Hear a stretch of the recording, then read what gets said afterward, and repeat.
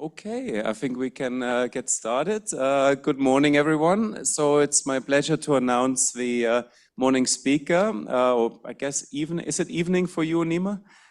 I don't even know anymore. Well, thanks for the commitment. I'm very glad that you could make it.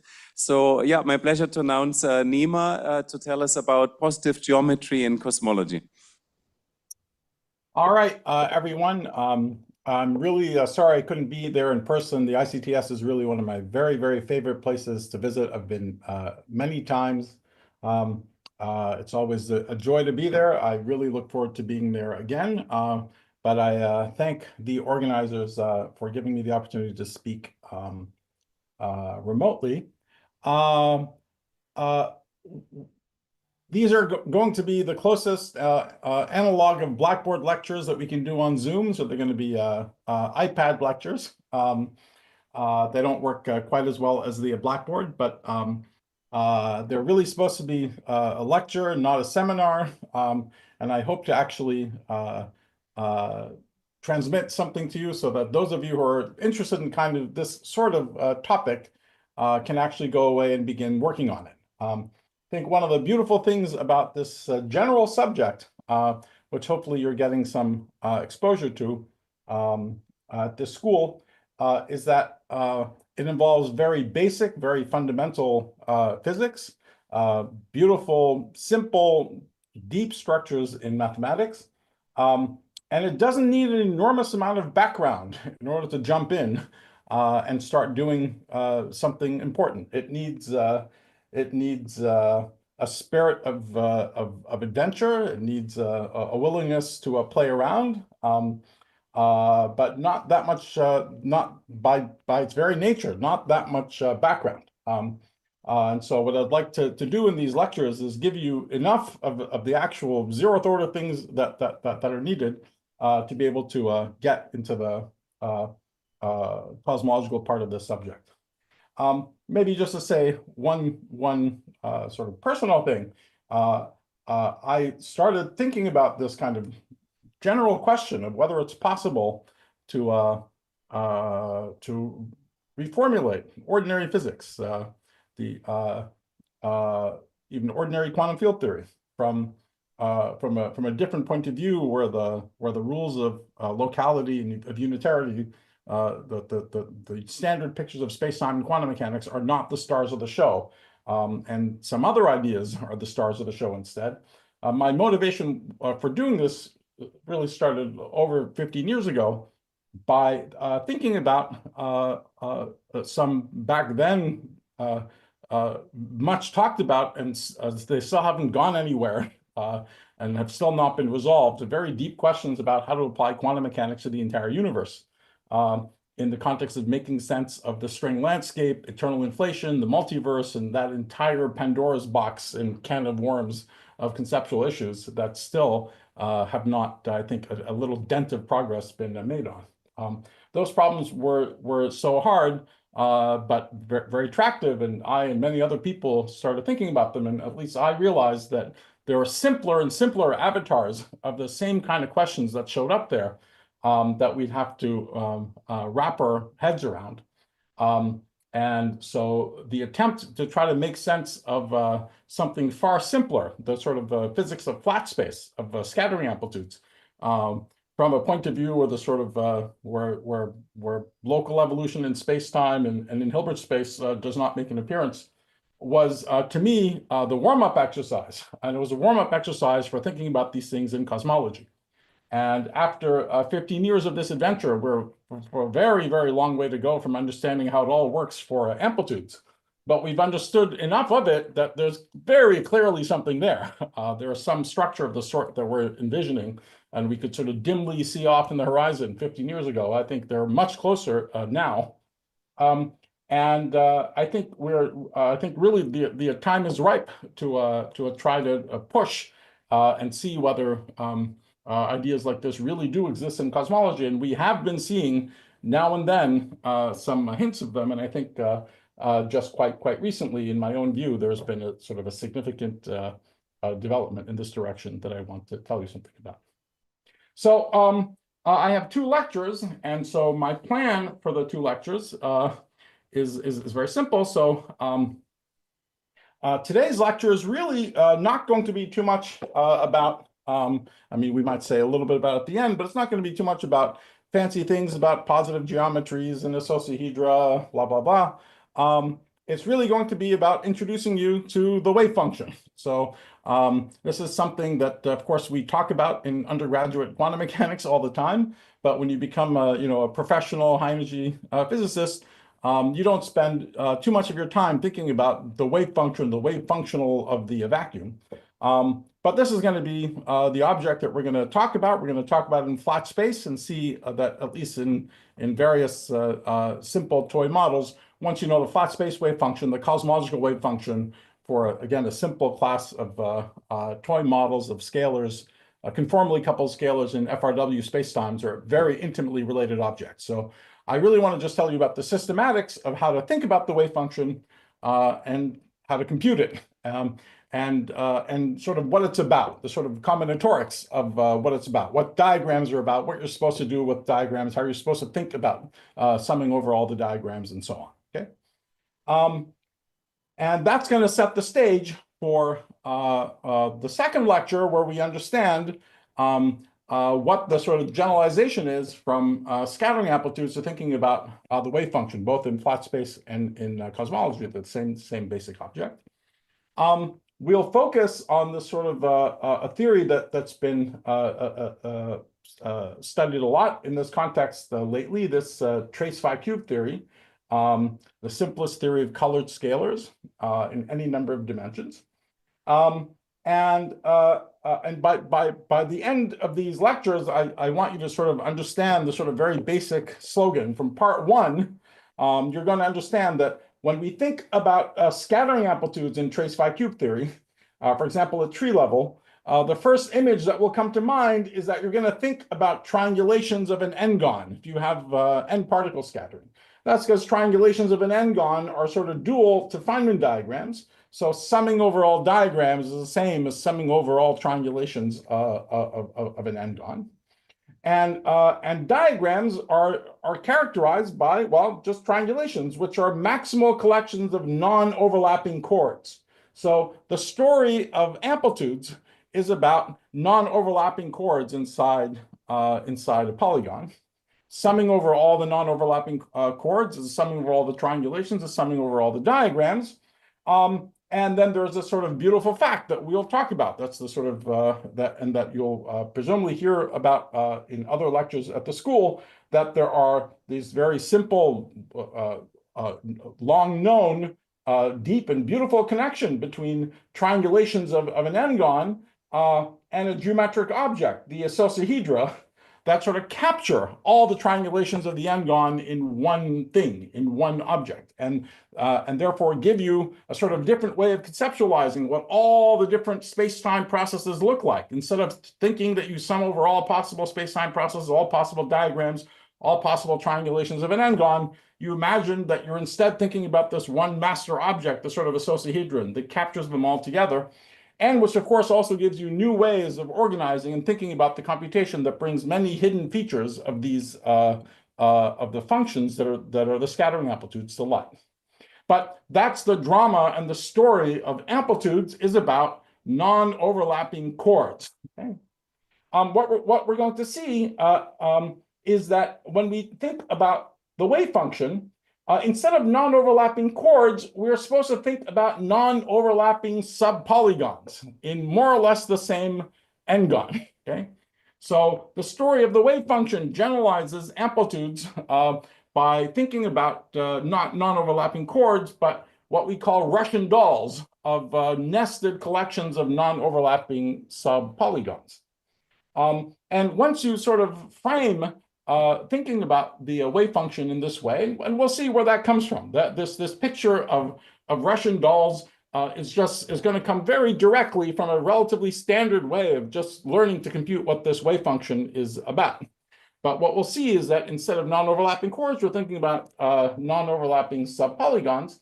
And so that raises a question, is there a geometric object, a mathematical object that just as Associahedra capture all non-overlapping chords, all triangulations, all Feynman diagrams in one object? Is there something that does the same for all Russian dolls, all collections of non-overlapping subpolygons?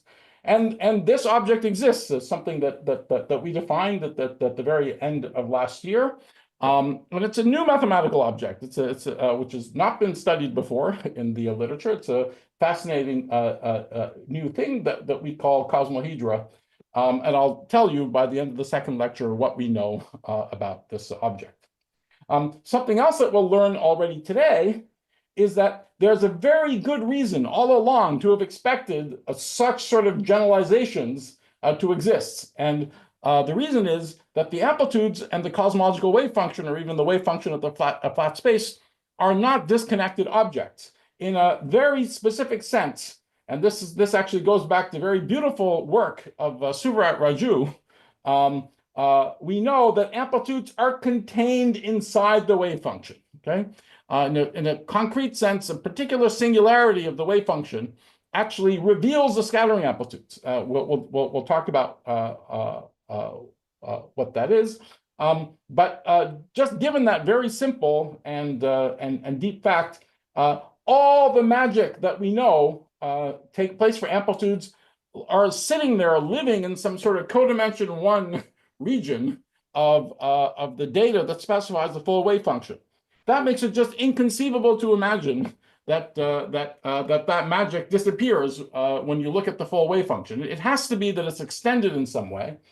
And indeed, we will see that in going from Associahedra to Cosmohedra, these are not sort of radically, totally new objects that have nothing whatsoever to do with these guys. In a very concrete sense, to go from Associahedra to the Cosmohedra, we are going to begin with the Associahedra and blow them up in order to produce this richer, interesting object. So that's what we're going to learn to do. And just so you have an idea of the kind of things we're talking about, this is what the Associahedra and the Cosmohedra look like for the case of the 6-particle amplitudes, or the 6-point contribution to the vacuum wave function.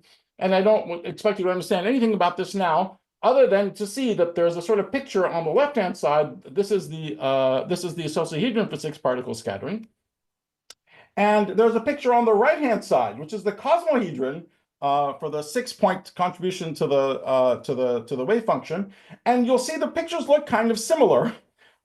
This guy is sort of richer. It has more facets. It looks more complicated. But if you look carefully, you'll see that this guy is obtained from this one by taking the vertices and the edges and the faces and shaving them off, blowing them up in some way. So, for example, this vertex here is sort of blown up into this. This vertex here is blown up into this full pentagon. This vertex here is blown up into this full hexagon. This edge here is blown up into this interesting facet. And while the object on the left, the Associahedron, captures all the triangulations of the hexagon and all partial triangulations, the object on the right captures all the possible Russian dolls that you can make in the same hexagon.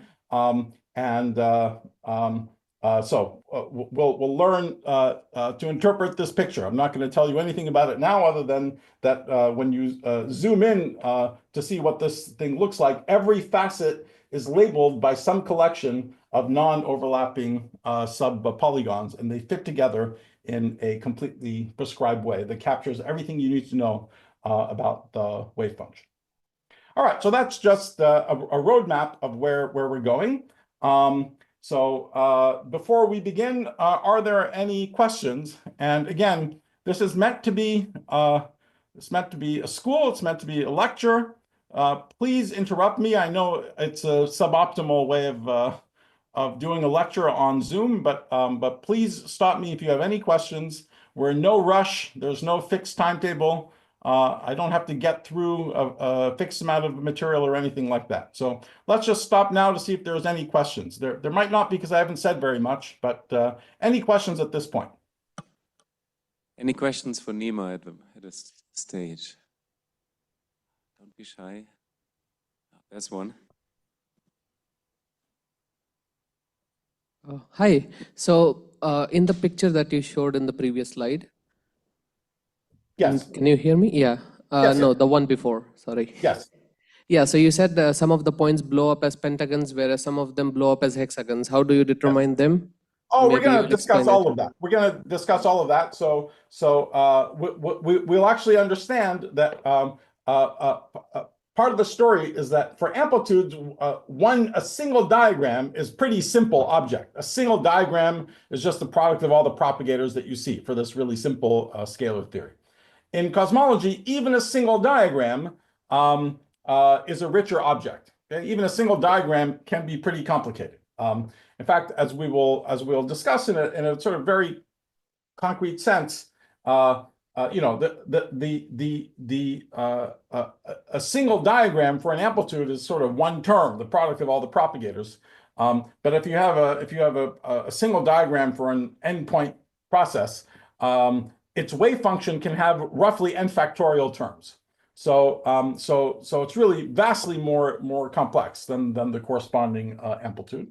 And so even single diagrams are associated with sort of rich geometries of their own. In fact, maybe this is a good point for me to say that back in 2017, there was the sort of first example of some connection between positive geometries and cosmology for single diagrams. And this is something that was called back then cosmological polytopes, associated with a single diagram that sort of interpreted the wave function associated with a single diagram with some positive geometry. And already back then, we tried to see if it was possible to put all these things together for the different diagrams into sort of one bigger master object. And it just kept running into obstructions. There are very simple obstructions, even based on just dimension counting. Part of what makes this new story go is that we have a different picture, even for single diagrams, than the cosmological polytope. They turn out to be related to each other in a very simple way, but it's a different picture for single diagrams. And single diagrams are actually associated with known mathematical objects that are called graph associahedra. And so that's what tells you what every one of these things has to be blown up into. Every one of these things has got to be associated with a graph associahedron corresponding to the that goes with the corresponding diagram. What's quite remarkable is that it's possible to blow all these vertices and edges and faces up in some consistent way to fit into a bigger master object. And that's what the cosmohedron is about. Did that at least partially answer your question? Thank you. Any other questions? Any other questions at this stage? I think that's maybe later. Mm-hmm. Okay, great. So let's now turn to computing the vacuum wave function. Okay, so and again, we're going to begin just in flat space. Okay, so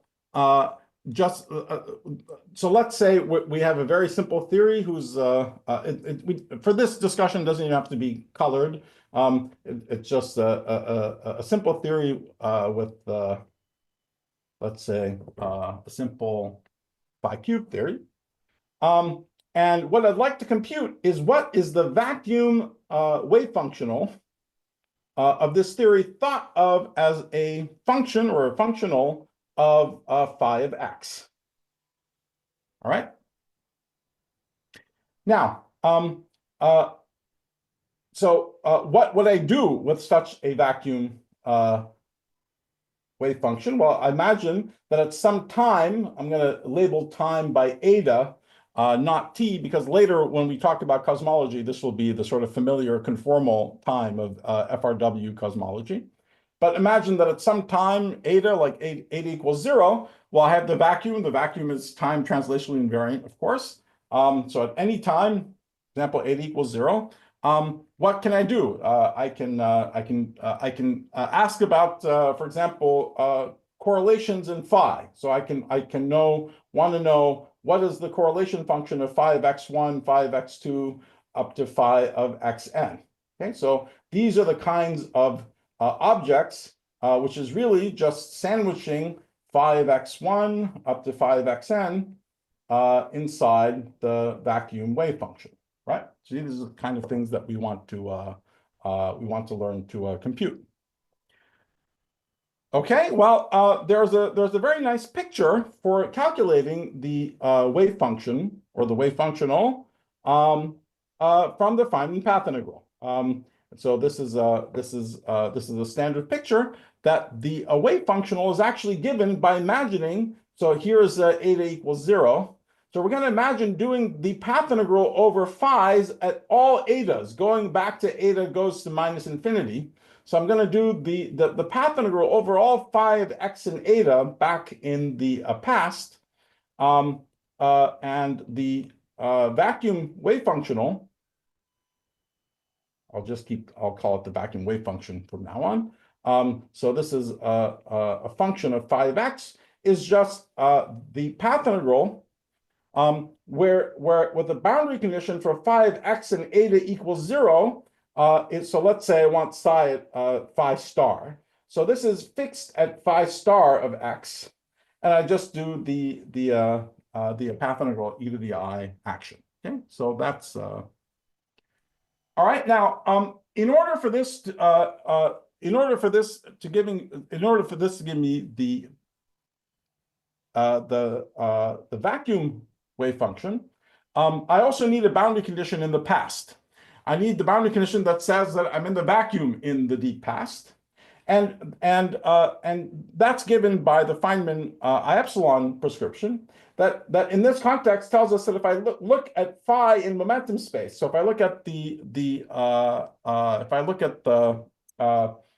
Fourier modes of phi, that the Fourier modes of phi have to go like e to the plus I magnitude of k eta, as eta goes to minus infinity. Okay, and so so that if you add the I epsilon, everything is damped as you go to infinity. Okay, so this is a standard story. If you guys, if you're not familiar with this story, I'm very happy to offline, maybe separate from this lecture, just give a 20-minute tutorial about how to think about the I epsilon. But this is just very simply in order to the path integral in general gives you the transition from one state to another. In order to make sure that that you're projecting dominantly onto the ground state, you need this I epsilon prescription, which just practically amounts to saying that I have to keep the modes that go like e to the plus I magnitude of k eta and not e to the minus I magnitude of k eta as the time eta goes to minus infinity. Again, this has many names. It's the I epsilon prescription. In cosmology, it's called the Bunch-Davies adiabatic vacuum condition. Sometimes it's the Hartle-Hawking wave function. These are all, at least in perturbation theory, these are all exactly the same thing. Okay, so what this means again is that if I think about if I think about going from phi of x and eta again, I'm going to go to a Fourier space. If I look at the free solutions would look like phi of k and eta is equal to just the harmonic oscillation, right? E to the I k eta magnitude of k eta plus b e to the minus I magnitude of k eta. But again, Hartle-Hawking says, so we call this AK and BK. Bunch-Davies, I epsilon, Hartle-Hawking, etc., says that that guy is gone. Okay, we don't have that guy. Okay, so let's go back to thinking about computing this path integral. So I have to do this. I have to compute the path integral with this boundary condition. And so what I'm going to do is what we always do when we compute the path integral. We begin by solving the free theory, and then I look at perturbations around the free solution. Okay. So in solving the free theory, we've now decided that I'm going to write phi of k. Now let me do it in a momentum space. So phi of k is whatever it is on the phi of k and eta. Sorry, it's whatever it is on the boundary phi star of k. e to the I k eta, okay? We don't have the other solution. There's not any e to the minus I k eta for the reason that we said, plus delta phi of k, okay, and eta. And now the important point is that this delta phi of k and eta equals 0 is now locked to 0, okay, because this phi star has already matched the boundary at eta equals 0. Okay, so delta phi has got to vanish at eta equals 0. And of course, on top of that, delta phi of k and eta itself has to go like, again, e to the plus I k eta as eta goes to minus infinity by sum over modes. Okay, so delta phi itself has to satisfy the Bunch-Davies I epsilon Hartle-Hawking condition as eta goes to minus infinity, but it has to vanish at eta equals 0. Right? So that's what we're going to do. We're going to shove in this. We're gonna shove this into the path integral and just do the integral in the end over delta phi. Okay, so maybe before doing anything else, let's just ask what the free solution looks like, even without any interactions at all. In fact, this is just this is a very standard computation of just the vacuum wave function, even for the standard harmonic oscillator. So I'll do it even in quantum mechanics. So here we're doing the path integral over x of eta, e to the I integral of a half x dot squared minus a half omega squared x squared. Okay, and exactly by the logic that we just talked about, I'm going to say that x of eta is x star, wherever I'm computing the vacuum wave function, e to the I, in this case, omega eta. Right, that's what so in this case, it's just a Gaussian integral. There's nothing else to do. The integral over delta x just gives me a number, just gives me the determinant of the d squared operator. It doesn't depend on x star. So all I have to do is shove in this solution back into the action to get what the vacuum wave function is as a function of x star. All right, and here, here we don't actually have to work. It's not that much work anyway, but we don't have to work that hard because we can recognize that this is actually a total derivative, right? This is the integral d eta, d by d eta of a half x dot. A half xx dot minus a half x double dot plus omega squared x. Okay, so this is equal to 0 because x satisfies the equation of motion. So, and from here, the contribution at minus infinity is 0 by our Bunch-Davies I epsilon prescription. So all I get from this integral, all I get from this integral is a half x at 0, x dot at 0.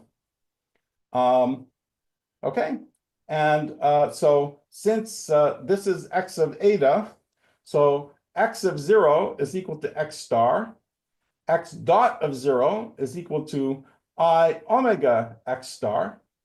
And so I times the action is I times, from here, is I times a half x of 0, x dot of 0, which is minus a half omega x star squared. Okay, so sorry, that's a little bit messy, but in the end, we see that psi vacuum is equal to e to the minus a half omega x star squared. Psi vacuum at x star is e to the minus a half omega x star squared, which is of course what you all know and love as the ground state wave function of the harmonic oscillator. All right, so that's what you get when you just the zeroth order, even for the free problem. You take this expansion, plug it into the action, and you just get the ground state wave function for the harmonic oscillator. So all that happens at zeroth order, again in the free case for the field theory, is that we get exactly the same formula, except there's one of those Gaussian factors for every mode. Okay, so we get psi of phi is e to the minus, now the integral, however many spatial dimensions I'm in, ddk, magnitude of k, phi k mod squared, a half. Okay, and then there's some plus corrections. But this is the free Gaussian, the free harmonic oscillator Gaussian wave function. Okay. Any questions about this?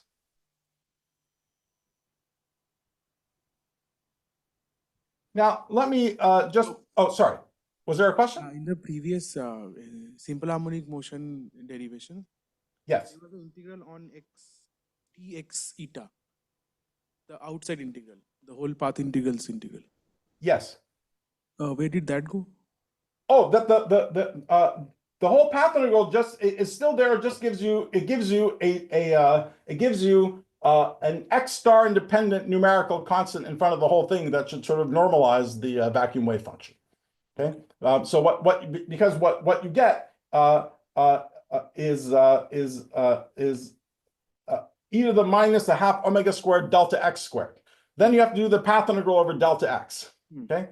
And that's fine, but it doesn't depend on x star. So that just gives you a normalization in front of the whole thing. Okay, thank you. Yeah, we'll come back to that in a moment. Okay, so another question. Yeah. Yes. The previous slide only. So yes, you put the second term, which is proportional to equation of motion to 0. yes. You're using this definition of x that you have defined, but yes, that's right. I'm just so I think your two questions are related. If I really finish doing it, what I would find is that psi is exactly this e to the minus a half omega x star squared, and I'd still be left with a path integral d delta phi e to the I, integral a half delta phi dot squared minus a half omega squared delta phi squared. Okay. So I'm not all I'm doing is writing. Sorry, x. Sorry, this was supposed to be delta x, but anyway. So this is d delta x e to the I integral a half delta x dot squared minus a half omega squared delta x squared. Okay. All I'm doing is writing x equals x star e to the I omega eta plus delta x. And the reason I'm doing that is because this makes it easy to implement the boundary condition, right? I'm just implementing the boundary condition by now saying that in this path integral, delta x at eta equals 0 is 0. Okay. All right. So all I've done is implement the boundary condition. I still have a path integral over delta x to do, but in this case, it's just a number. It doesn't depend on x star in any way. And so the interesting part of the wave function is just read off by evaluating the classical action on the solution. This is something you also know just on general grounds. Every time you have a quadratic problem, you can do the path integral by evaluating it on the classical, on the critical point, on the solution of the classical equations of motion. That's just a feature of Gaussian integrals. And so that's why we can do this. Okay, thank you. Any other questions?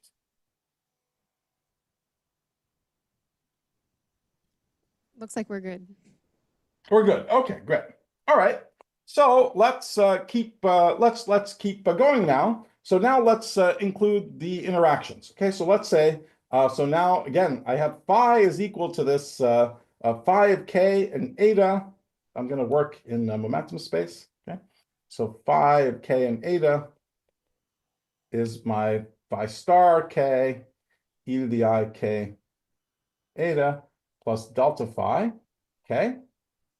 And let me just be a little schematic. If I have integral d eta, the interaction phi cubed, this is going to be the integral. So let's call this thing, you know, phi classical, okay?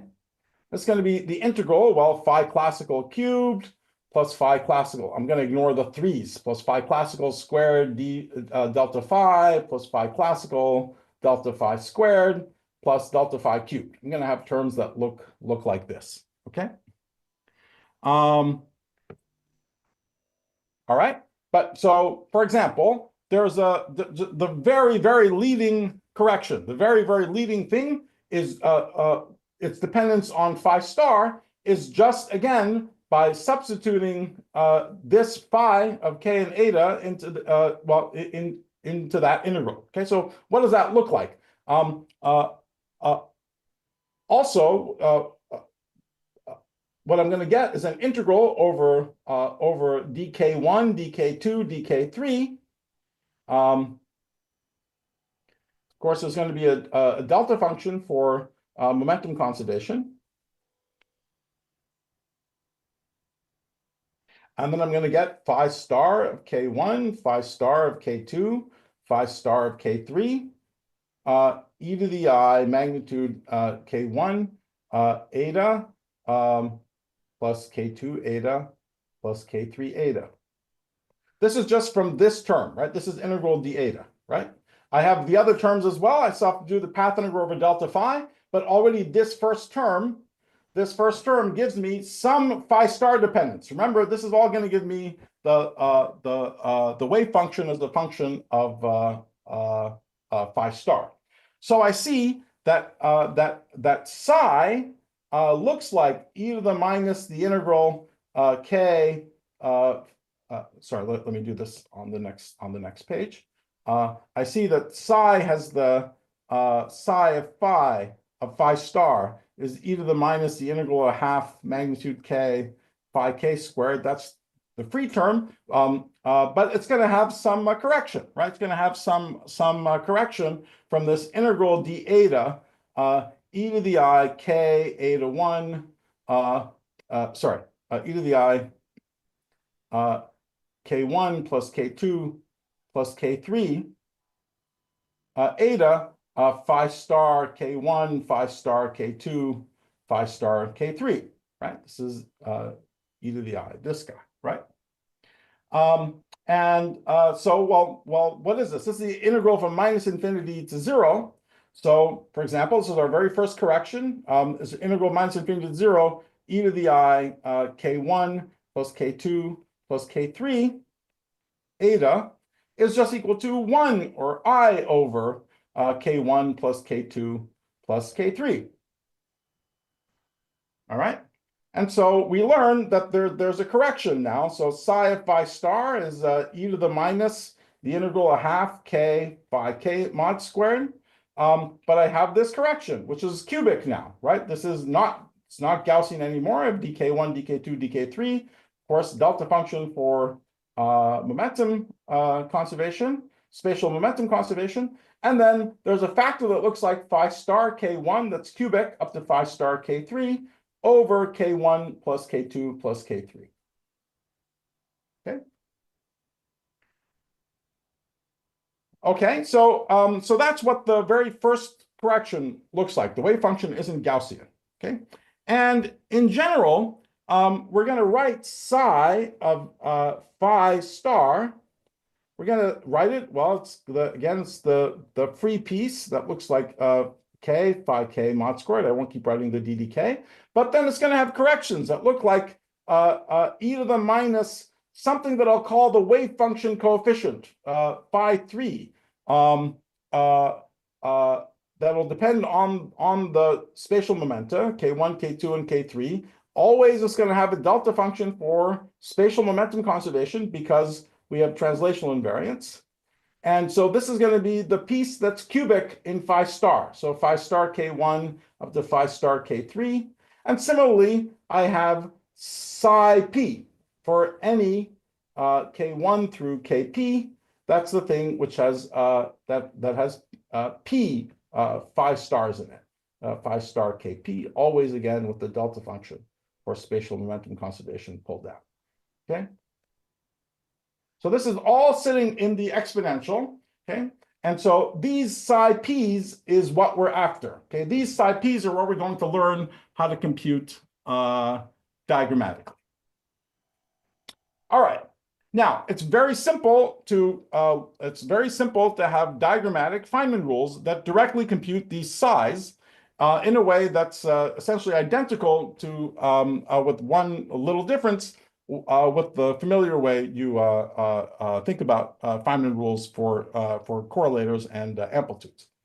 To begin with, let's go back and interpret this first calculation that we did for the coefficient of this cubic term. Remember, we got that just by shoving in the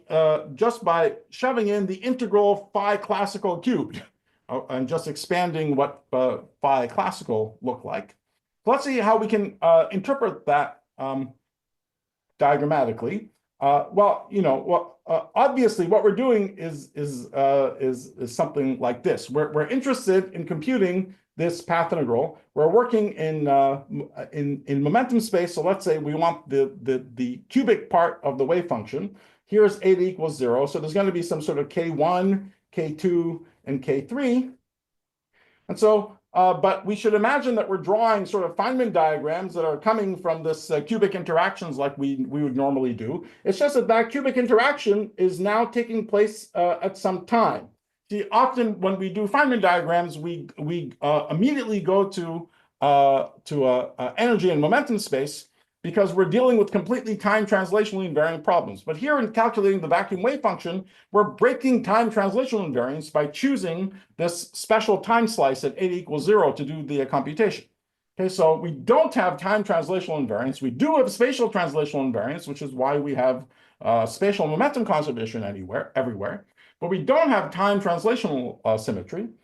So we should work just in the time domain in eta space and in k space. That's the obviously intelligent thing to do.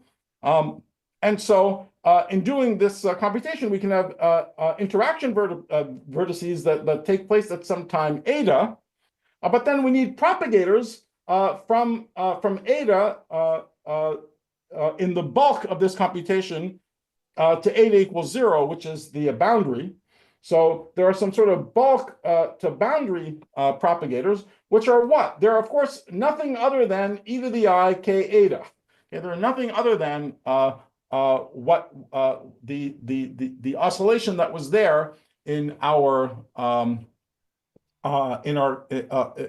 classical in our free classical solution. Okay, remember this is exactly where we got our phi star cube term from. It precisely came from this integral d eta phi classical cubed, which is the integral d eta phi k k1 eta up to phi k3 eta e to the I k1 eta up to e to the I k3 eta. See, so we can think of each one of these e to the I k eta factors as a propagator that takes me from the bulk to the boundary. Okay, so that's one ingredient. But let's now go back when we had this expansion. When we expanded phi cubed, we also had all these delta phi's lying around, right? So we have to do the path integral over the delta phi's. So this piece that's sort of phi classical cubed was what corresponded to these excitations purely going to the boundary. But there are going to be pieces that look like phi classical squared. There'll be something here that looks like phi classical times delta phi. There'll also be a piece that I can sort of think about graphically like that. There'll also be a piece that looks like a single phi classical and a delta and two delta phi's. There'll either be a piece that just purely looks like three delta phi's. Okay, so obviously in doing the path integral, now we have to do the path integral over delta phi. And to do the path integral over delta phi, Well, it's exactly the usual kind of path integral now. We're going to have vertices. Some of the vertices will attach the phi classicals going out. Some of them won't. Doesn't matter. We use the vertices whatever they are. But what we do need is the propagator for delta phi. Okay. All right. So that's our next item of business, is to figure out what is the propagator for delta phi. So actually, let's keep going with our example and actually think, what is the first, in our little phi cube theory, we saw what the leading sort of phi star cubed piece of the wave function was. What is a leading phi star to the fourth piece of the wave function? Well, that's also easy to see. It's sort of 2 phi classicals here and a delta phi, and another 2 phi classicals here, and a second delta phi. Okay, so in doing the path integral over delta phi, well, I just have to get this propagator that lets me connect these two delta phis to each other. So I need to know, what is this delta phi propagator, okay? All right, so if I'm given a time a to 1 here and another time a to 2 here, I'd like to know, what is this, what you can call the bulk to bulk propagator, which now depends on a to 1 and a to 2. All right, now, what do you know about this? What do we know about propagators in general? Well, propagators are nothing other than the Green's function. They're the inverse of the quadratic part of the action. In this case, the quadratic part of the action is just the usual free action, just delta phi box delta phi. So we know what that Green's function looks like. And if I'm working in the time domain for eta and in momentum space k for the spatial parts, then the bulk to bulk propagator, your first guess for a to 1 and a to 2 would be the Feynman propagator. Okay, so the Feynman propagator for a to 1 and a to 2. Remember, what is the Feynman propagator? All propagators, all Green's functions, are things that in some region just look like a free solution. Another region they look at a free solution, but they have to have a jump when you put a delta function source somewhere. And that's why we get these two time orderings for the usual picture of the Feynman propagator, right? So the Feynman propagator is 1 over 2 magnitude of k, theta, just the step function of a to 2 minus a to 1. So when a to 2 is bigger than a to 1, that's why it's a time-ordered propagator. We get e to the I k, a to 1 minus a to 2, plus theta, plus the other way around. Theta of a to 1 minus a to 2, e to the I k, a to 2 minus a to 1. Okay, now notice, so we're going to correct this in a second, but notice one thing here, the signs are such that whichever one of a to 1 or a to 2 is more negative, whichever one is going back to minus infinity, it goes like e to the plus I k eta. That's our I epsilon prescription. Okay, so in this case, for example, a to 2 is later than a to 1. So as a to 1 is the thing going off to minus infinity, I have an e to the plus I k a to 1 here. And similarly on the other side, okay? So this propagator obeys our I epsilon is obeyed, okay? So it obeys the boundary conditions as eta goes to minus infinity. However, this propagator has a problem. Our delta phi has to have the property that it vanishes at eta equals 0. That means that the 2-point function for delta phi also must vanish at eta equals 0. And the Feynman propagator does not vanish at eta equals 0 in either eta 1 or eta 2 equals 0. Okay, so that's the only novelty here. The only novelty is that the propagator that we're interested in has to satisfy the boundary condition that it vanishes at eta equals 0. However, of course, we know that any two Green's functions, any two propagators are related just by a homogeneous solution, just by a free solution of the equations of motion. And so our only free solutions here are just e to the I k eta, that's it. So all I can do is see whether I can add to this something that goes like e to the I k eta 1 or e to the I k eta 2 or some combination in order to ensure that the that the Green's function vanishes at when either eta 1 or eta 2 is equal to 0. And that is very simple to do. So in fact, all we have to do is take this Feynman propagator and subtract from it this simple solution, which is manifestly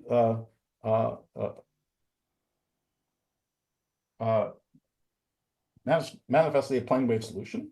You see what this does? So obviously this is just a solution of the, it's a plane wave solution. But this guy has the property with this correction that everything vanishes. So this is inside this bracket. Because as either eta 2, so let's say as eta 1 goes to 0, as eta 1 goes to 0, eta 1 is the latest of everything, so this is the term that I get. So I get e to the I k eta 2 that cancels against e to the I k eta 2 here as eta 1 goes to 0. And similarly as eta 2 goes to 0. Okay, so we have then learned what the bulk to bulk propagator is. So we know what the bulk to boundary propagator is. That's just coming from these phi classicals. But we also need the bulk to bulk propagator when I do the path integral over delta phi with the boundary conditions delta phi equals 0. And now I'm done. Okay, now I'm done. In order to calculate psi, in order to calculate the psi p, in order to calculate this coefficient of the wave function, I just draw all my points sort of on this boundary. I draw all Feynman diagrams like I normally would do, whatever they are, okay? However complicated, well, this is all going into the bulk somewhere. However complicated they are, I have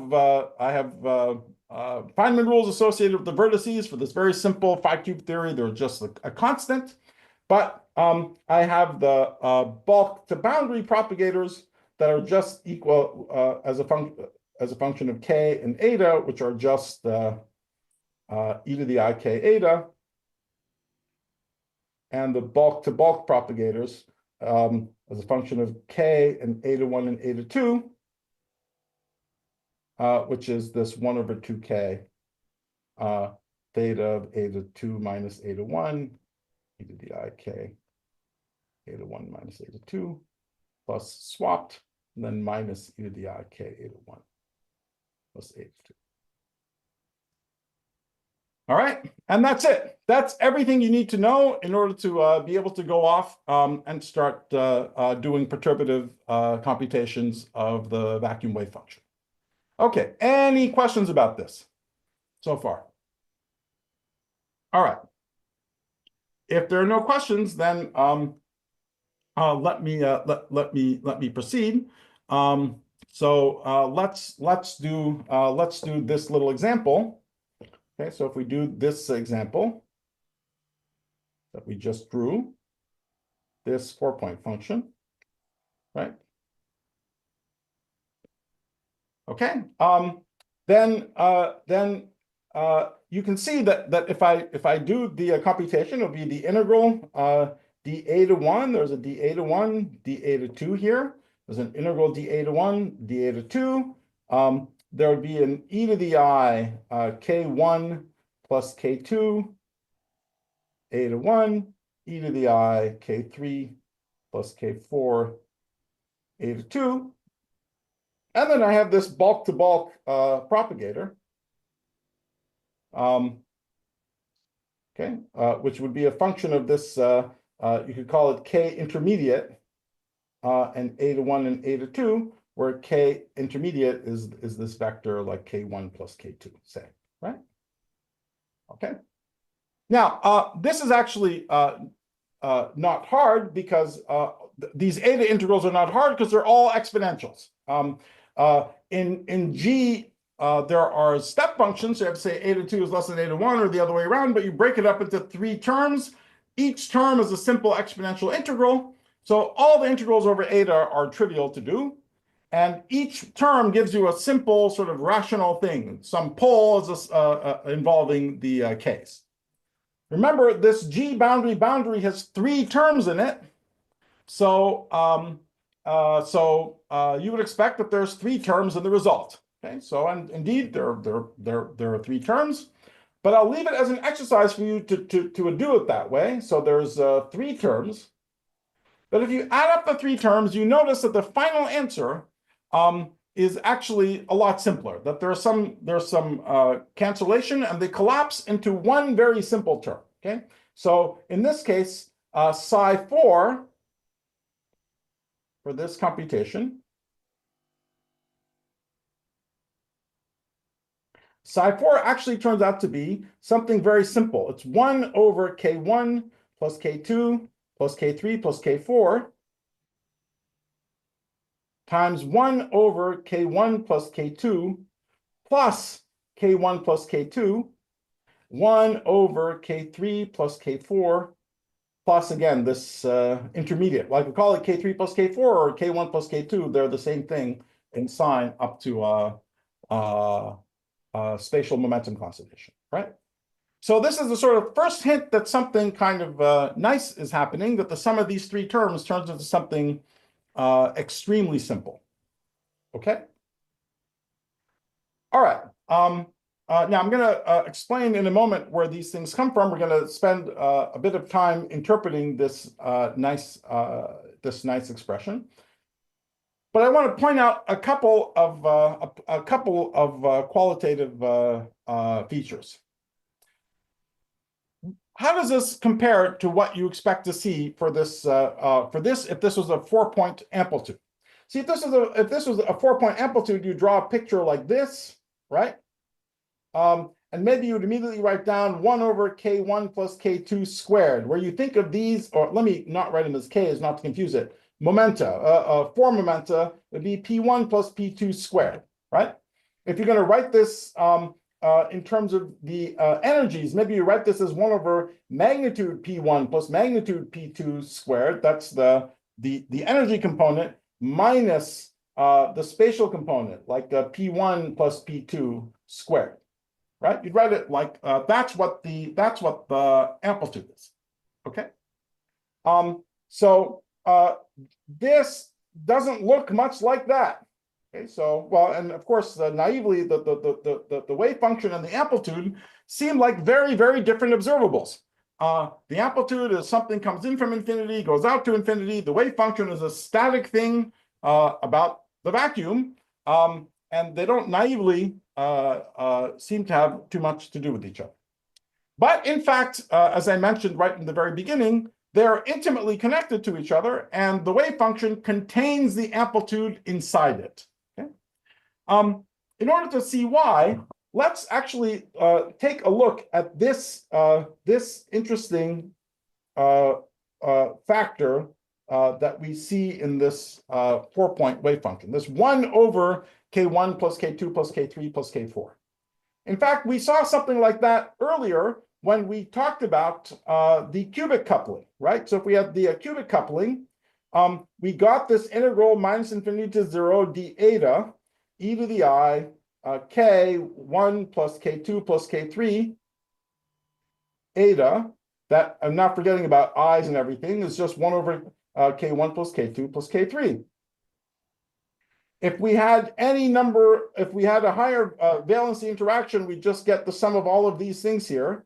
And we just keep adding these guys downstairs. Okay. So, so if that sort of coupling constant is lambda, it gets sort of lambda over this sum of the k's. Whereas if I had the same sort of contact interaction and there was an amplitude, the amplitude would just be lambda. Okay. Now, we call that lambda for amplitudes because for amplitudes, we actually always are tacitly stripping off energy and momentum and energy conservation. Okay. Where is that energy conservation coming from? The energy conservation is coming from exactly the same kind of time integral, except for an amplitude, the integral is going from minus infinity to plus infinity. Exactly the same, e to the I, the sum of the energies. Okay. Exactly this factor gives us a delta function in the sum of the energies. But we're getting precisely the same object for the wave function, except because we're breaking time translational invariance by doing the computation at eta equals 0, the integral, instead of going from minus infinity to infinity, is going from minus infinity to 0. Instead of getting a delta function for the sum of the energies, we're getting a pole in the sum of the energies instead. Okay? And now, in this case, we've just done a specific computation and seen that one thing gives me a delta function, the other one gives me a pole, but the coefficient of the delta function and of the pole are exactly the same. In both cases, I'll interpret the coefficient as the amplitude. This turns out to be a very simple general phenomenon. So if you look at the vacuum wave function, and it has a very simple explanation.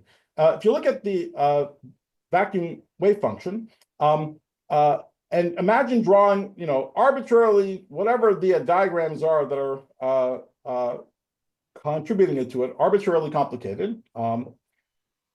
There is one sort of possible singularity that you could get in doing the calculation for the wave function, where all of these times, all of the times for these vertices, all of these etas, let's call the sort of center of mass of all of these etas goes to minus infinity together, okay?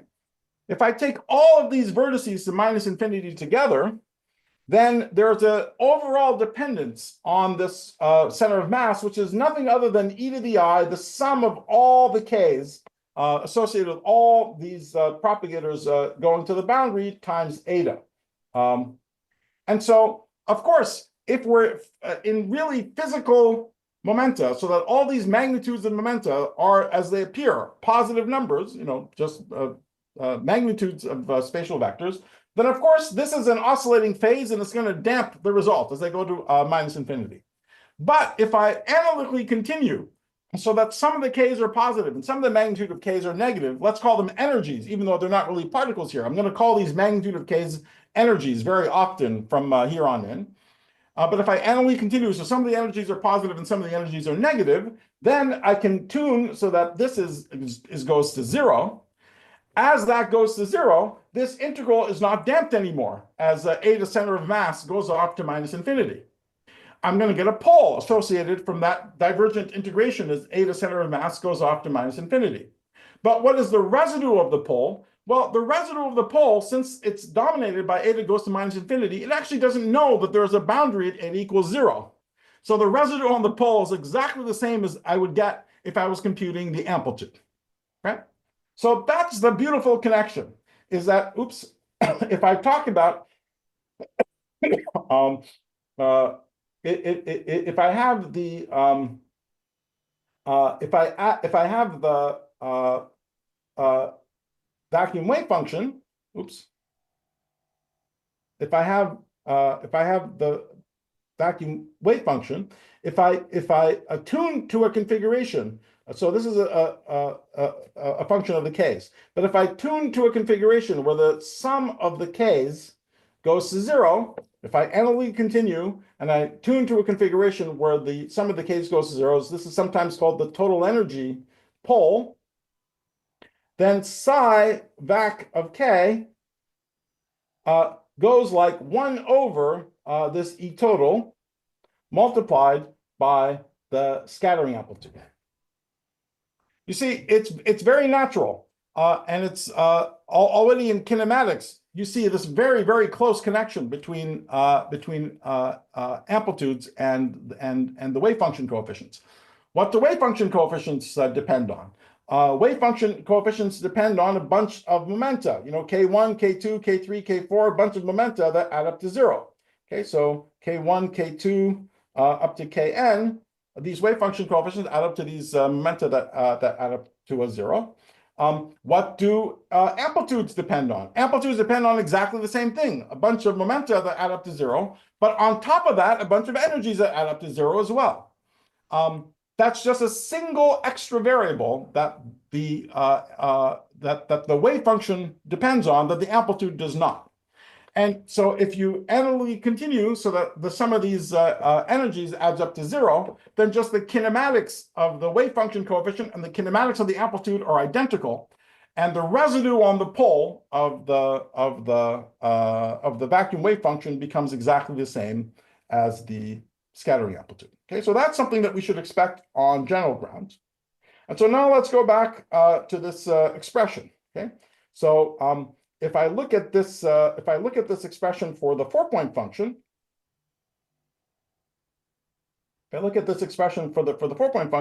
let's see what happens as I send k1 plus k2 plus k3 plus k4 to 0.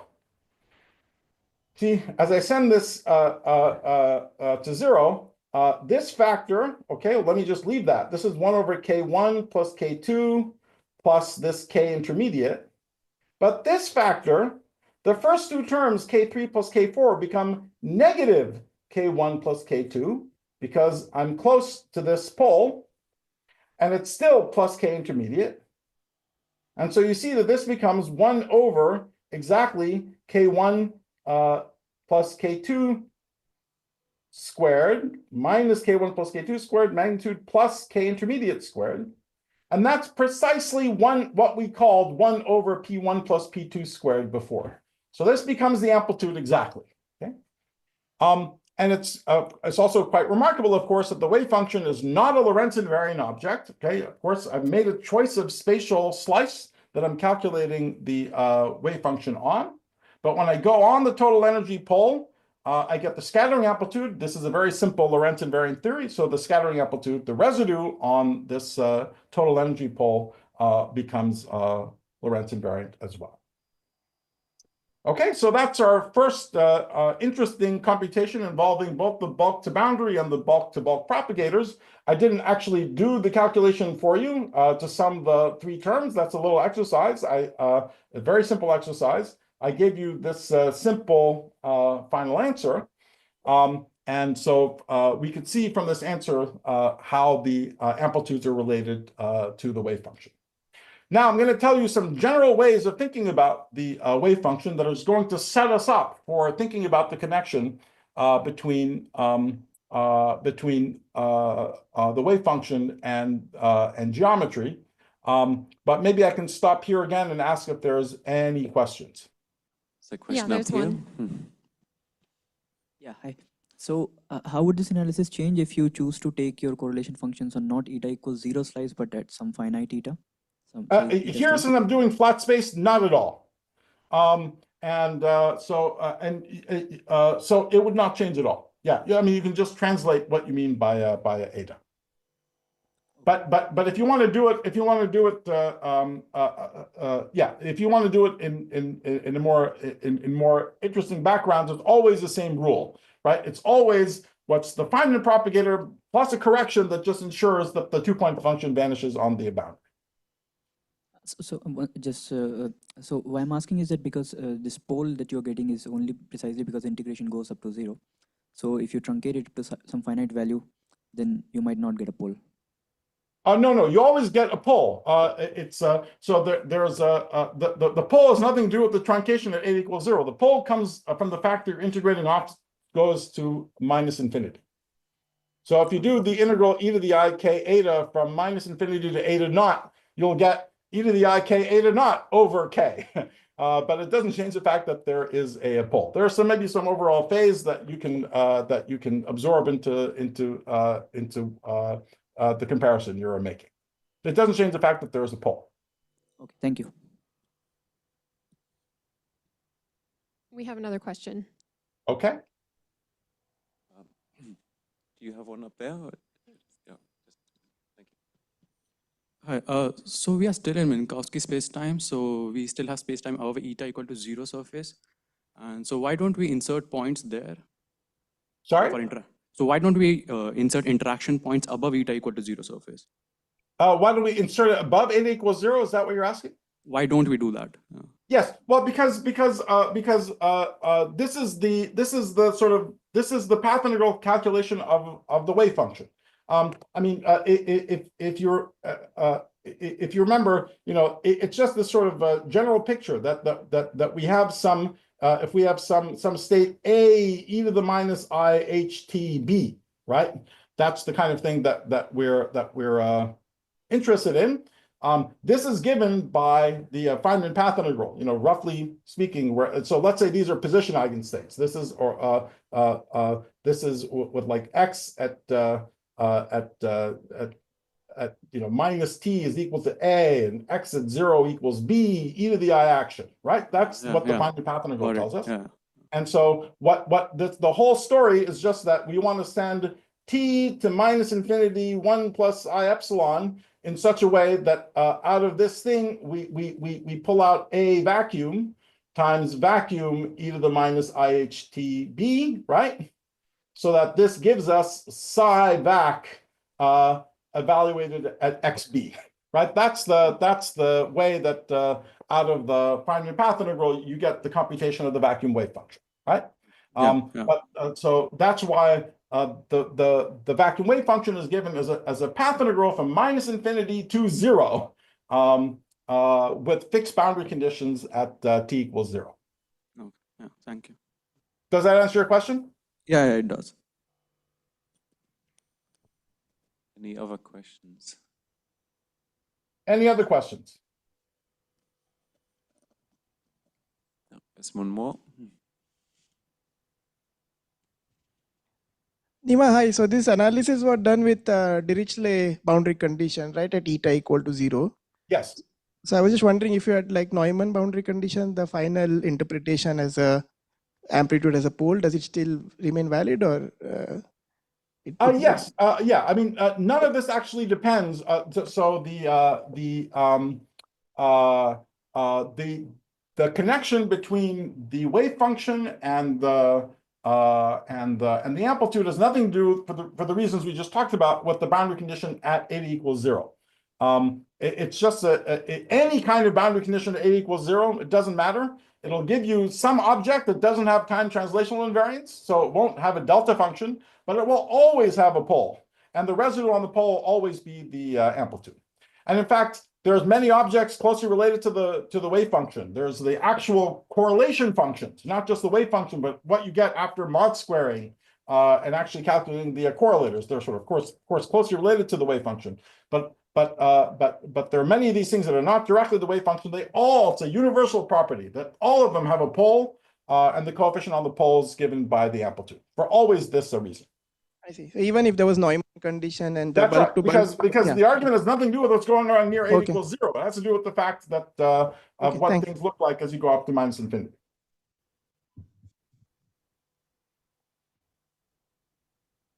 Any other questions? Okay. Looks like we're good for now.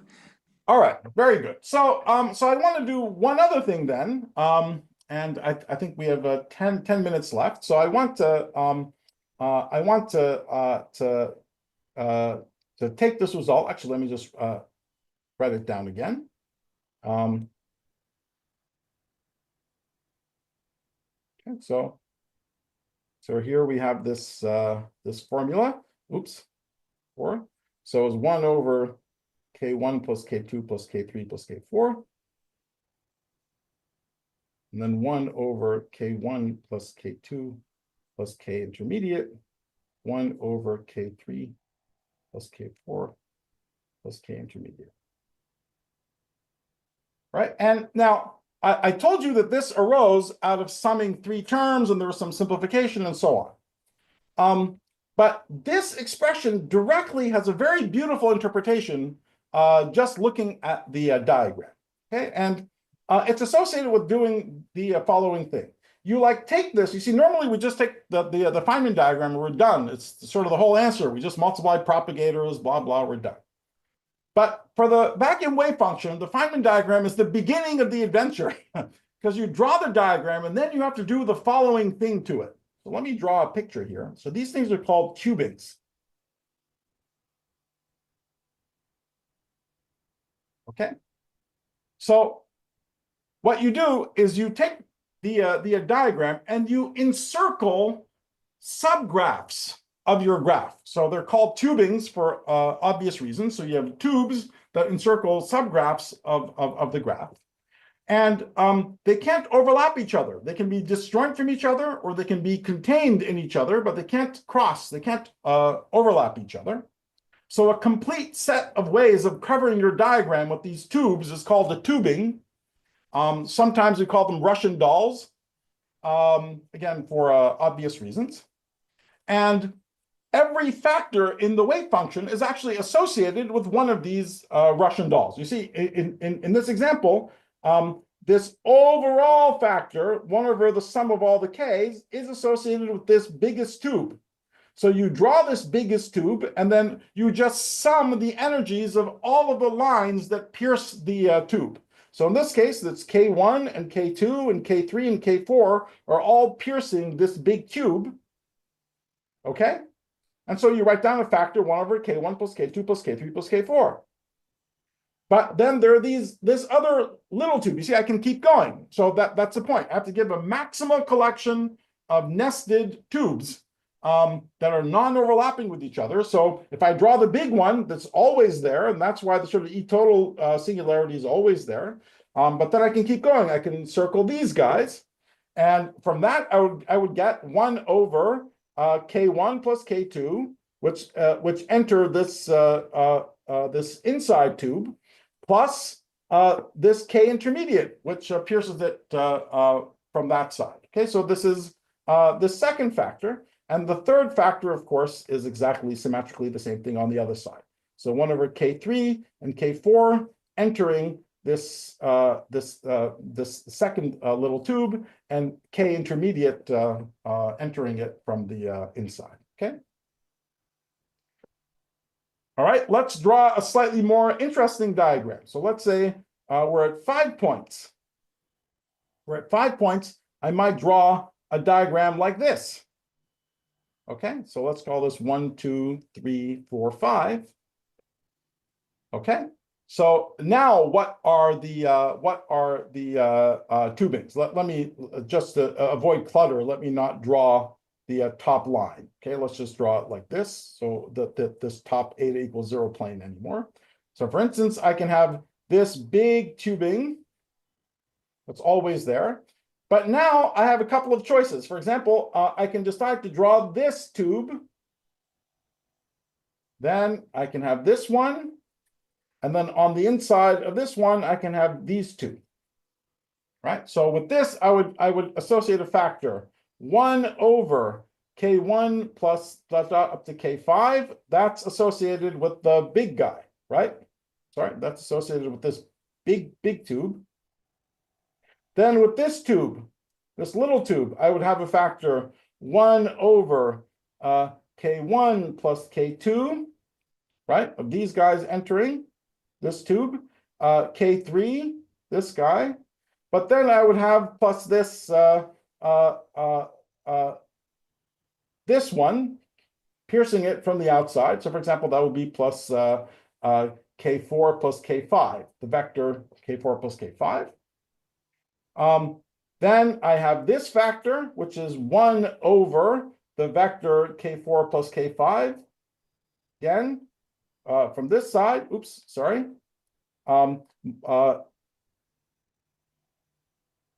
plus K5, plus just the little K4 plus little K5, these guys. And then similarly, finally, I have these factors for the energies entering the little tubes. So 1 over K1 plus K2 plus the vector K1 plus K2, and 1 over this guy would be K3 plus the vector K1 plus K2 on this side, and the vector, let's say K4 plus K5 on the other side. Okay.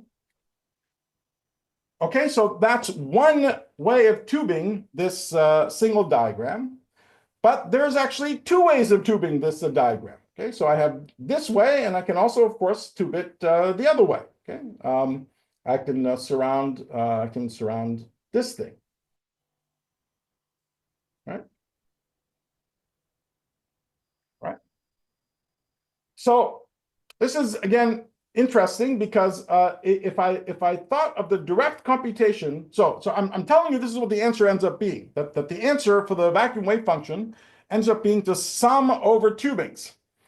Sum over two for any fixed graph. Take your graph, of course you can do the calculation by doing the bulk-to-bulk and bulk-to-boundary propagators. Okay, that's the official way of doing it from the Feynman path integral. For example, if I did it in this case, I have two bulk-to-bulk propagators. So this bulk-to-bulk propagator has 3 terms. This bulk-to-bulk propagator has 3 terms. So naively, there would be 3 times 3 equals 9 terms. Okay, but what I'm telling you is that these 9 terms collapse just the sum of 2 terms. And the 2 terms correspond to the 2 tubings of this diagram.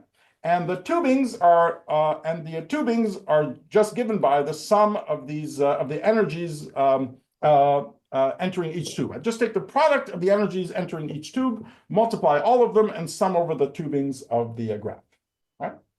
Now, in the little time I have left, I will actually derive this fact for you.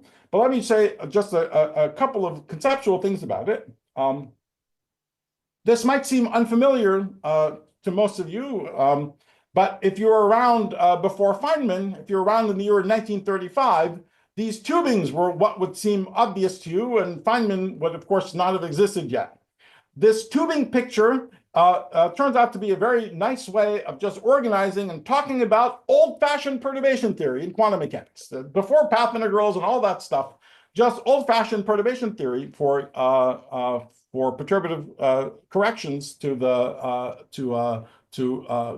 ground state wave function can be captured by diagrammatics exactly of this sort. The sort of telltale sign is all of these sums of energies that you see in denominators, which is something that you're very familiar with seeing even from your second, third year undergraduate quantum mechanics courses. Another comment along the same lines is that it isn't just that one expression has more terms, the other one has less terms. It's really that the Feynman diagrammatic, the path integral computation, breaks the wave function up into the sum of pieces coming from these different time orderings. And every time ordered piece individually has spurious singularities that are not present in the final answer. They cancel in the final answer, whereas this way of organizing the calculation in terms of the tubings, every singularity is actually a singularity of the answer, is present in the answer. There's no spurious singularities anymore. Okay, so this is the more sort of physical way of representing the answer, where everything you see downstairs actually occurs as a singularity of the wave function coefficient. Right?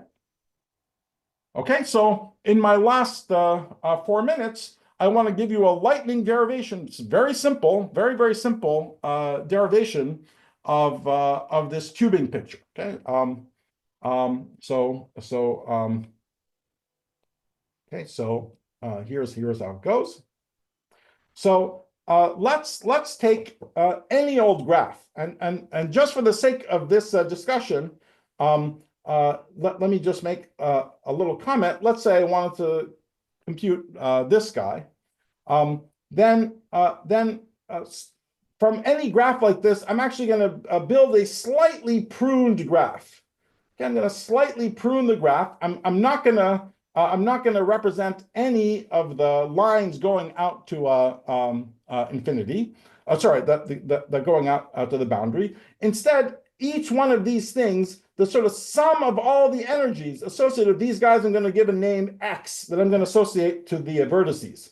Okay, so there's an X1, X2, and X3. And remember, from this factor here, I got an e to the I K1, e to the I K2, but all that I ever see is K1 plus K2 in this computation. So I could have 100 of them here. It doesn't matter. All I'm going to see is the sum of all the energies showing up. So I might as well give that guy a name. I'm calling that guy X1. And then all of the energies associated with the propagators, all of these sort of K intermediates that I have, I'm going to call Y.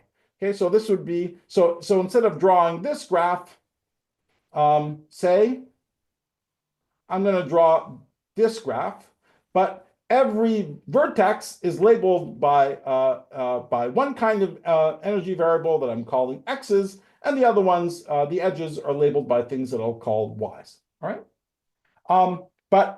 Then for any graph, for any graph G, there's a psi that you can associate to the graph that depend on the x's of the vertices and the y's of the edges.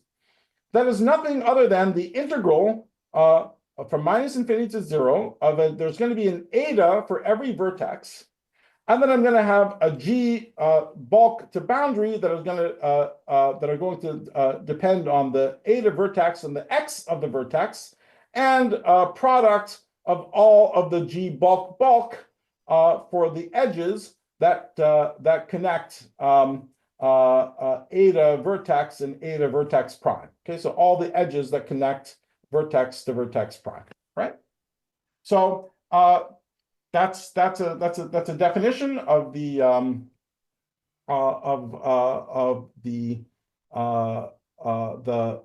vacuum wave function,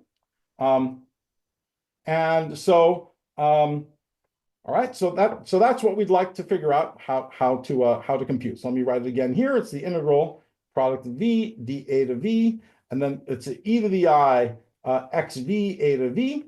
Okay, the sum of all v, and then the product of all the edges of this G bulk to bulk that depends on y e a to v prime. All right. Now, what we're going to do is effectively look at as close as we can to the effect of overall time translations on this entire object. So let me introduce the object delta, which is the sum over all the vertices of dA to v. Okay, so the action of delta is literally just time translating all of the etas together, right? So it's just overall time translation on all the etas. All right, so what I'm going to do is do the following. I'm going to look at what is the integral dA to v. I'm going to insert an action of negative I delta on the product of all these bulk to boundary pieces, the product of all the e to the I xv a to v. Okay, I'm going to put that in there, and I'm going to leave the bulk to bulks alone. Okay, so I'm going to leave all this bulk to bulks of y eta vertex eta vertex prime alone. Right. So what is this? Well, this is just going to act on every exponential factor and bring down a factor of xv. So on the one hand, this is nothing other than the sum of all the xv's, the sum of all the energies on the vertices, the sum of all the xv's acting on psi, right? Because just because this thing is just equal to the sum of all the xv's acting on the product of the exponentials, okay? Just trivially, right? So on the one hand, this is the sum of all the energies acting on psi. But now comes the crucial point. See, now I'm going to use integration by parts, right? So I'm going to use integration by parts, and I'm going to move these derivatives from hitting the exponential to hitting G bulk to bulk. Normally, when I do integration by parts, I have to worry about the boundary term. But in this case, the boundary terms are all equal to 0, precisely because the bulk to bulk propagator vanishes at eta equals 0. Okay, so all the boundary terms are 0 when I use integration by parts. So all I'm left with is the action of, but delta is a linear operator, so all I'm left with is the action of delta acting on every bulk to bulk propagator one at a time, right? But what is the action of delta on a bulk to bulk propagator? Okay, well, it's extremely simple. Delta remembers the overall time translation of everything.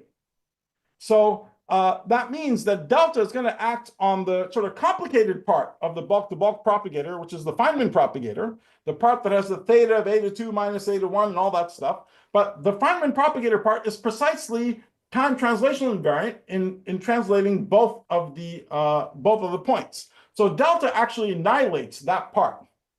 Delta, therefore, only hits and gives me something non-zero on that correction term to the bulk-to-bulk propagator. So therefore, if I take delta acting on G bulk-bulk for y of an edge and an eta prime, this is just hitting the 1/2 y edge e to the I y edge eta v e to the I y edge eta v prime part, because the other part is manifestly time translational invariant. And what does this do? Well, this just brings down a factor of y edge and gives me, let me ignore the minus I over 2. It just gives me e to the I y e eta v e to the I y e eta v prime. Okay, but what does this mean? This means that delta. So let's see what happens. So I have a graph, arbitrarily complicated graph. Anything can be going on, but here's the vertex v and the vertex v prime. I want to see what happens when delta hits this bulk-to-bulk propagator. What delta does when it hits it is it just disconnects that bulk-to-bulk propagator. See, it just purely disconnects it. But it gives me an extra factor of e to the y edge eta v here, and then e to the I y edge eta v prime there. Okay? But you see, it's disconnected it, and all it's done is taken the x, the value of x on this vertex, and shifted it to x vertex plus y edge, and on this vertex is shifted x vertex prime goes to x vertex prime plus y edge. And therefore, we've discovered this sort of beautiful recursion relation for the this beautiful recursive way of calculating the wave function. That psi is just the sum over all ways of cutting an edge.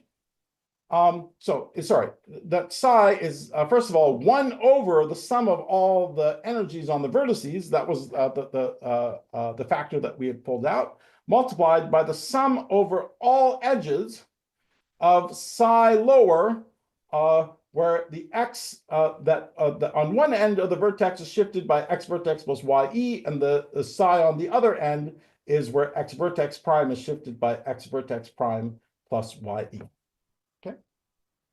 So let's see why this gives rise to a tubing picture, and then I will stop. So let's see how this works. For instance, in our 4-point example. So our 4-point example, we are trying to do this computation. In our slightly new notation, we just have some xv here. So let's say some x1, x2, and y. And so what our formula is telling us is that psi is equal to 1 over x1 plus x2 times just these things, right? Just this, but where this x is shifted to x1 plus y, and this is shifted to x2 plus y. And this is 1 over x1 plus x2 times just 1 over x1 plus y. Remember, just a single vertex just gave us the sum of the energies. That was the sort of example that we did to begin with. So in our new notation, that would just be 1 over x. So this is 1 over x1 plus y, 1 over x2 plus y. All right, so that's the super quick computation, not 3 terms, just a single term. But we can see how this is precisely reflecting tubings, right? So this factor of 1 over x is just the tube that surrounds both of them. And then what I'm supposed to do is to look at the lower problems after I'm now going to go through the edges. So I'm going to go through, in this case, just one edge. I'm going to disconnect this edge. But what I'm getting is just exactly what I get in this inner problem, where I add the energy of this thing that was on the outside to whatever was going on in there, right? So that's one of the tubes, and similarly the tube for the other factor. If you now just run exactly the same recursive argument for the next example, now the pattern becomes obvious. So if we do this example, okay, then again we start with this x1, x2, x3. First, we write down 1 over x1 plus x2 plus x3. That would be this big tube. But now, when this delta can hit 2 edges, so like when it hits this edge, then I'm disconnecting this guy. So it looks like I'm doing that. So okay, it looks like I'm doing this, and on this side, I'm getting whatever I would have gotten for this effective 4-point problem, but where the energy on this x2 is shifted by adding whatever was on this guy. Well, in turn, that 4-point problem is computed in the recursive way that we just talked about by tubes. Okay, so that ends up, so the final expression then obviously ends up being what I'd get by continuing the tubing in the way that we had talked about. Okay, so in this simple recursive way, the action of this overall time translation operator that sort of pulls down the sum of all the energies is given this interpretation in terms of summing all of the tubings of the graph, and for every tube, we multiply a factor of 1 over the sum of all the energies entering the tube. I hope in this way of describing things, it should not surprise you that this looks like old-fashioned perturbation theory, because after all, this is essentially, it's another way of describing perturbatively solving H psi equals E psi. I mean, that's exactly what we're doing with the action of this delta operator, is looking for the action of overall time translations or Hamiltonian acting on the vacuum. But this is a way of directly connecting that sort of Schrodinger picture way of thinking about finding the perturbative corrections to the wave function, to the sort of path integral picture way of thinking about it that we began with. The reason for working with the path integral picture we'll get back to next time, because it'll allow us to immediately port to cosmology. So when we talk about the cosmological wave function, at least in the simple toy class of examples, it'll be trivially related to this Fock-based wave function by a very simple transform, which becomes very obvious from the path integral picture. It would be harder to see from other pictures. Okay, but I think I will leave it there for now. What I hope you got out of today was what the vacuum wave function is, how you compute it, and how for single graphs, instead of just getting what the vacuum wave function is, how you compute it, its relationship to the scattering amplitude, this beautiful relationship to the scattering amplitude. On this E total pole, the wave function coefficients become the same as amplitudes. And the sort of striking way in which it has a lot more structure to it, even for a single diagram. While for an amplitude, a single diagram is just a product of a bunch of propagators, a single diagram is already the sum over all these nested tubings that are associated with one diagram. Next time, we will begin, we'll sort of complete the story for how to compute the wave function, not just for one diagram, but for summing all the diagrams. Already every diagram by itself will be associated with a triangulation of a polygon, as I alluded to at the start. And the sort of tubings that go with any diagram you can think of as summing over all possible subpolygons, nested subpolygons that you can see inside the parent n-gon. And that's the sort of basic combinatorics that I referred to at the very start. And I'll review how the sum over triangulations is connected to the Associahedron, and the way in which all possible sort of Russian dolls in the nested subpolygon structure begins with the Associahedron and blows it up into the Cosmohedron, and what it tells us about the sort of connection between a novel way of thinking about positive geometries and the vacuum and cosmological wave functions. Thank you very much, and sorry for going over time.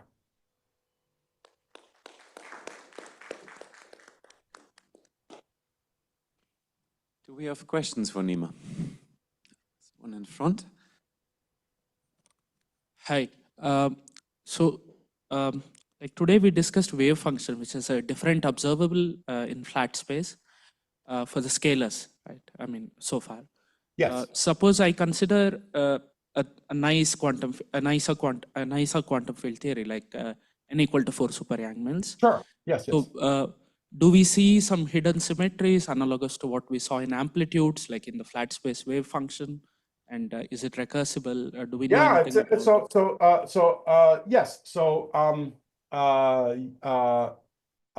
mean, the asymmetries should be there. Let me tell you, for example, what these things would look, but they have not been. I mean, very little work has been done in computing the flat space wave function in n equals 4. I can give you a very easy interpretation of it. For example, let's say you want to compute. By the way, you have to tell me the sort of basis in which you want the wave function. You see, it's not in that sense. It's not quite as invariant as amplitude. Amplitudes are field redefinition invariant. You know, the fully physical things. Correlation functions already are not fully physical things, and the wave function certainly is not a fully, well, it is physical, but you have to tell me the basis in which you want it. Okay, so here we obviously chose the phi basis, right? But already in n equals 4, you can ask what basis do you want it. Well, for example, you can work, the most obvious thing to do, since you have the t equals 0, eta equals 0 surface, you can work in a 0 equals 0 gauge, right? If you're working a 0 equals 0 gauge, then there's the wave functional is a function of a vector, right? I mean, a being the gauge potential vector. Very good. Now, what is this guy? This is nothing other than some kind of, it's a Wilson loop, okay? It's just, instead of a null Wilson loop, working in a 0 equals 0 gauge is like attaching a Wilson line to all the points going off to minus infinity in the negative time direction. So it's yet another sort of Wilson loopy object. Okay, so there's many such objects in n equals 4 super Yang-Mills. All of them are nice. So this one should also be nice. But I think very little is it's not Lorentz invariant, but that's fine. You know that. Now I should say a few things about this. Even in flat space, even just in flat space. You know, you have to do this analytic continuation to get the amplitudes. Perhaps I should have said this. Maybe it was obvious. I don't think I said it explicitly. You know, let's just back up. Less formally, it's just kind of, it's at zeroth order sort of incredible that the vacuum wave function and amplitude should be related to each other. Because I said they seem to have absolutely nothing to do with each other.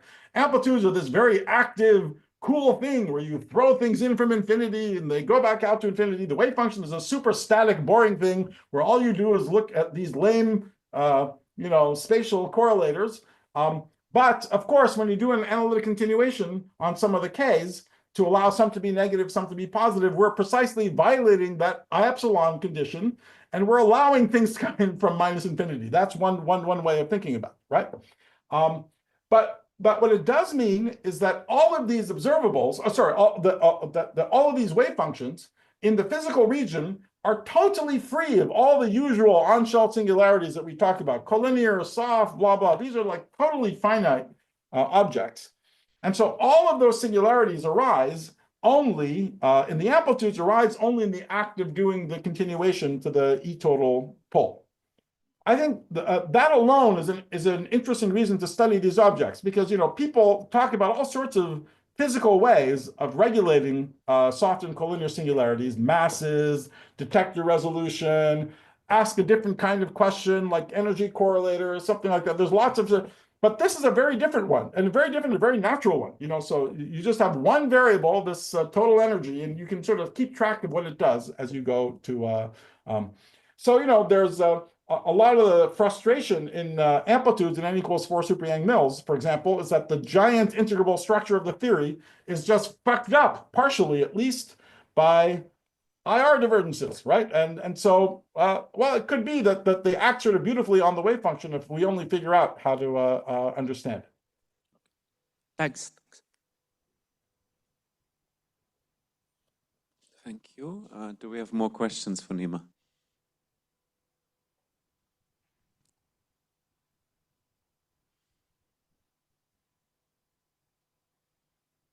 There's one in the third row. And another one. Okay, please go ahead.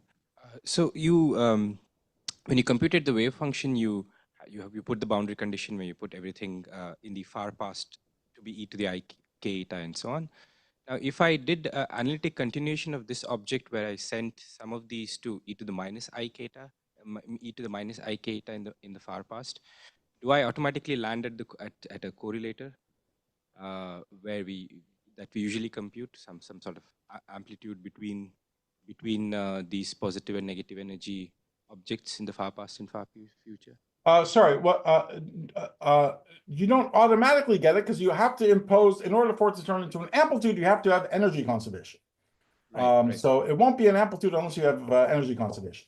Only when you analytically continue some of them to be positive and negative such that they add up to 0 do you get an amplitude. You can not make them add up to 0, then you get something. It's not an amplitude. It's something else. Yeah. What would you get if you don't put the energy conservation condition? Is it some sort of a? It's still some sort of a correlator, right? Where you're not. Well, I mean, it's like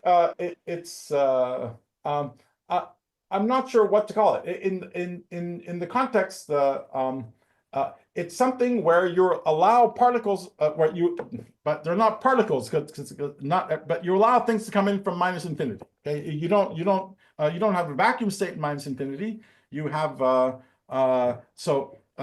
to the extent that what you think about this path integral calculation of doing is adiabatically producing the vacuum for you, right? By this long evolution from minus infinity to 0, where you compute or measure the wave function. Well, you allow the initial state to have some excitations in it, right? That's what you're doing. In the context of cosmology, is kind of an assumption that we have an adiabatic vacuum in the past, and practically speaking, I'll review it next time. But you might have something like inflation, so you sort of imagine that there was a pretty smooth little tiny patch of the universe that gets blown up by inflation. And that's effectively what this Bunch-Davies condition is, Hartle-Hawking condition is giving for you there. But it could be that you're inflating along for a while, and then the inflaton took a sharp right turn somewhere, right? And then started inflating again. Well, effectively, that sharp right turn somewhere is like injecting some particles into the initial state. So even if the official eta goes to minus infinity is Bunch-Davies, there are some sufficiently distant past, but not minus infinity place where you get positive frequency modes. And practically speaking, it looks like there's pieces of the wave function that would have these wrong sign things in it. So it's what you could get if you allowed some sort of excitations, not the vacuum in the initial state, but it's not an amplitude. But since you brought this general thing up, I do want to emphasize something, that this business about the vacuum wave function containing the amplitude is really saying that a bunch of correlation functions contain the amplitude.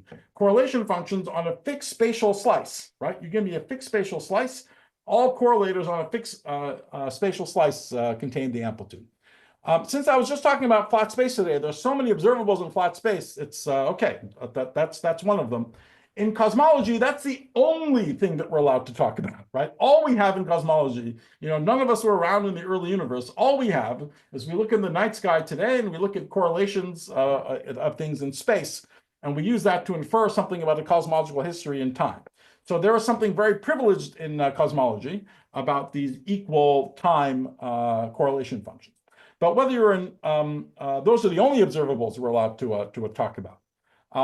But whether by necessity in cosmology or by, interest in flat space, it's interesting that these equal time correlation functions have all the information of amplitudes in it. And this is vastly more interesting than the usual LSZ statement that all correlation functions contain amplitudes. The LSZ statement is kind of obvious that, if you knew every possible correlation function in the theory at arbitrary time, separated everything, that should know something about amplitudes. Well, sort of duh. I mean, you take all the possible knowledge of the theory contains the amplitudes is not so shocking. And how do you get it? Practically speaking, you take every external leg and you force it to be on shell, right? So that's a very sort of brutal way in which all possible correlation functions give you amplitudes. This is much more interesting. You don't take every leg and put it on shell. Roughly speaking, all possible correlators, if you have an endpoint function, have n extra information in them compared to the amplitude, right? The off-shellness for every leg. Here, it's one variable, literally a single variable, just the sum of all the energies. That's one extra variable that these equal time correlators depend on, the amplitude does not. So in that sense, it's much more efficient and a little more surprising than LSC that such a connection is possible. Thank you. Yeah, thanks. Maybe in view of time, just a brief question and if possible, a brief answer. Hello? Yeah, can you hear me? Hello? Yeah, I have a very simple question. So this tubing structure that you showed us, does it work for the case where the bulk propagators, they form loops? Yes, yes, yes. It's exactly, nothing is, the formulas, it's literally the formulas I wrote. So you can go and compute anything you want. Of course, if there are loops, you're also going to have to do loop integrals over spatial momenta, only over spatial momenta, right? So you draw your diagram. Your diagrams are in eta space, so you integrate over eta, and also if there's closed loops, you integrate over the spatial loop momenta that are not determined by momentum conservation. Thanks. Okay, perfect. Maybe in view of time, we close the question session here. So let's thank Nima again for this fantastic lecture. Thanks a lot, guys. Thank you, Nima.